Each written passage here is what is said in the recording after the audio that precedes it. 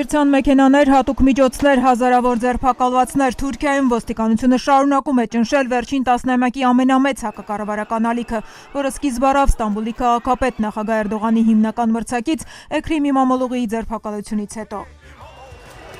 Ընդհանուր առմամբ անցած 8 օրում երկրով մեկ մոտ 2000 մարդ է ազատազրկվել, մեծ մասը ոստիկանության օրինական պահանջներին չի ենթարկվելու մեղադրանքով։ Նրանք ուղղակի մեր ձայնն են խլում, Reuters-ին ասել են Ստամբուլի բնակիչները։ Սա անարդար, անօրինական ձերբակալություն է, որը ոչ մի հիմք չունի։ Մենք մի ճանապարհով ենք անցնում, որը բնորոշ է միայն բռնապետական ռեժիմներին։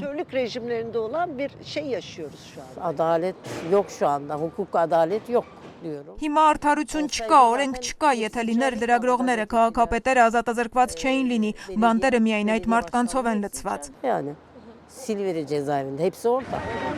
Այսօր առավոտյան Անկարայում ուսանողները փորձել են հայտարարություն անել մամուլի համար, սակայն իրավապահները նաև այդ ցույցն են ճնշել ջրցան մեքենաներով ու ռետինե փամփուշտներով։ Ըստ ընդդիմադիր լրատվամիջոցների տեղում նաև բախումներ են եղել, կան ձերբակալվածներ։ Դադարեցրեք բռնաճնշումներն ու խոշտանգումները երիտասարդների հանդեպ, որոնք ընդամենն իրենց սահմանադրական իրավունքն են իրացնում եւ ձայն բարձրացնում ապօրինի որոշումների դեմ, գրել է ընդդիմադիր ժողովրդահանրապետականի падգամավոր Մելիհ Մերիչին ավելելով. խոշտանգումը հանցանք է մարդկության դեմ։ Անկարայի հասցեին քննադատական հայտարարություններ են հնչել նաև Արևմուտքից, այդ թվում Եվրամիությունից, որը տարիներ առաջ հենց ժողովրդավարության հետընթացի պատճառով սառեցրել է Թուրքիայի անդամակցության շուրջ բանակցությունները։ Թուրքիան Եվրոպայի կարիքն ունի, Եվրոպան Թուրքիայի, բայց մենք կարիք ունենք Թուրքիայի, որը ընդունում է իր պարտավորությունները եվրոպական անվտանգության հանդեպ եւ շարունակում է ժողովրդավարության ճանապարհը, հարգելով ստանձնած պարտավորությունները, հայտարարել է Ֆրանսիայի նախագահ Էմանուել Մակրոնը Թուրքիայում տեղի ունեցող զարգացումները որակելով որպես բռնություն։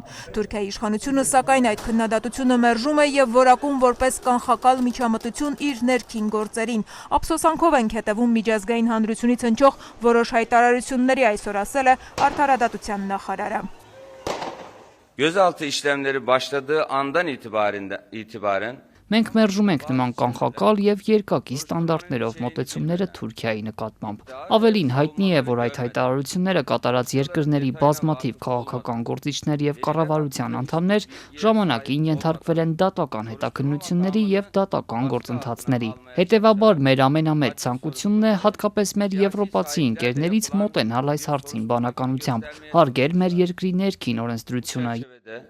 soruşturmayla ilgili olarak Երեկվանից էլ սկսվել են ճնշումները լրատվամիջոցների դեմ, նախորդին 11 լրագրող է ձերբակալվել, այդ թվում BBC-ի թղթակից Մարկ Լոուենը, ով ամենօրյա ռեժիմով պատմում էր ցույցերի մասին եւ Էրդողանի կառավարումը բնորոշում որպես բռնապետական։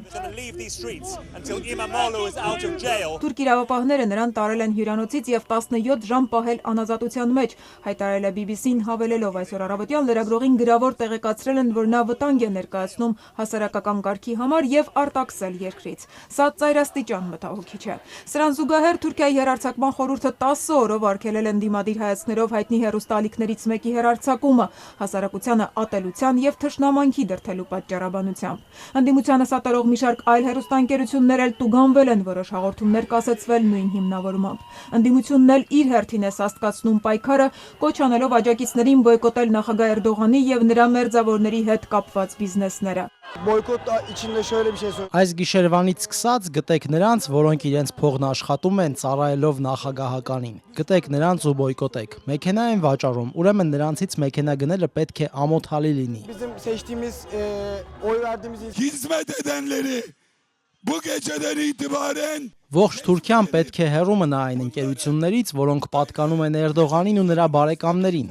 Մենք չպետք է փող տանք նրանց ու ֆինանսավորենք այս կառավարությանը։ arabamı satıyor. Ֆինանսական բոյկոտը չսկսած երկրի հիմնական բորսայի ցուցանիշն արդեն սկսել էր գահվիժել։ Կենտրոնական բանկն էլ նախորդին աննախադեպ մեծ 10 միլիարդ դոլարի ներարկում էր արել, որպեսզի փրկի լիրան արժեզրկումից։ Տեղական արժույթն առանց այդ էլ վերջին 5 տարում ավելի քան 80%-ով արժեզրկվել էր դոլարի նկատմամբ։